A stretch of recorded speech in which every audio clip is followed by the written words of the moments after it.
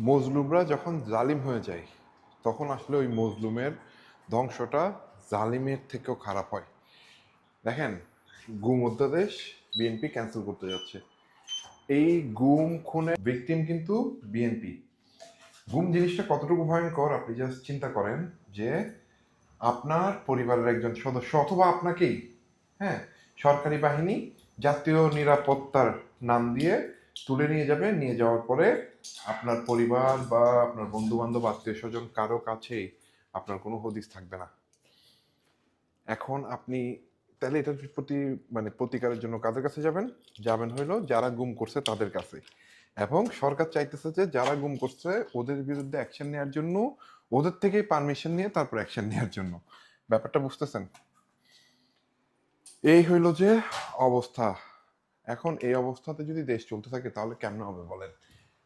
আপনার এমনিতেই দেশের ল আছে হইলো যে 90 দিন পর্যন্ত একজন মানুষকে নিরাপত্তা, জাতীয় নিরাপত্তার উসিলা দিয়ে আটকে রাখা যাবে। এটা এমনিতেই তো অমানবিক। তার মধ্যে আবার এডিশনাল এখন অ্যাড হচ্ছিল যে গুম। হাসিনার আমলে এতদিন গুম হয়েছে, এটা যথেষ্ট ছিল না। আপনারা জাস্ট চিন্তা করেন যে ইলিয়াস আলী যে গুম হয়ে গেছে, কিসের জন্য গুম হয়ে গেছে? জাতীয় নিরাপত্তাটা কাদের জন্য ছিল? জাতীয় নিরাপত্তাটা ছিল ইন্ডিয়ার জন্য।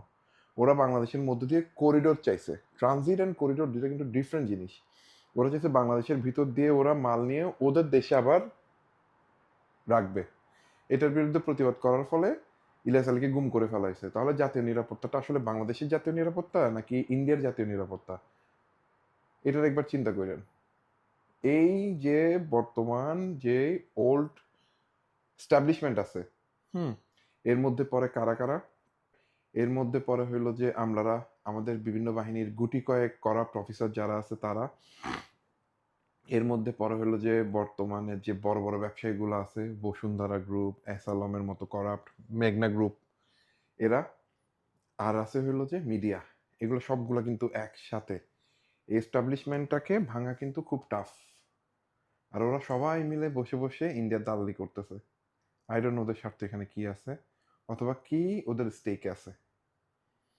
সো এই ব্যাপারে আপনি যদি প্রতিবাদী না হন, আপনার কপালে খারাপ আছে ভাই। You might be the next. BNP সবসময় ক্ষমতায় থাকবে না। আর বিএনপি যদি এই সিস্টেম রেখে দেয়, তারপরে বিএনপির যারা কর্মী আছে ওদের ওপরে ড্রাম রোলটা চলবে। আরেকটা সরকার এসে কি এটার রিভেঞ্জ তুলবে না তার কোনো গ্যারান্টি দিতেই পারবেন না। ইভেন এমন হইতে পারে এই লগুলো থেকে যাওয়ার ফলে এনসিপি এসেও স্বৈরাচারী হয়ে যেতে পারে। আমরা চাই না যে কেউ, একজন বা কোনো রাজনৈতিক দল কোনোভাবেই যাতে স্বৈরাচারী হয়ে উঠতে পারে। আমরা এটার প্রতিকার চাই। Very simple.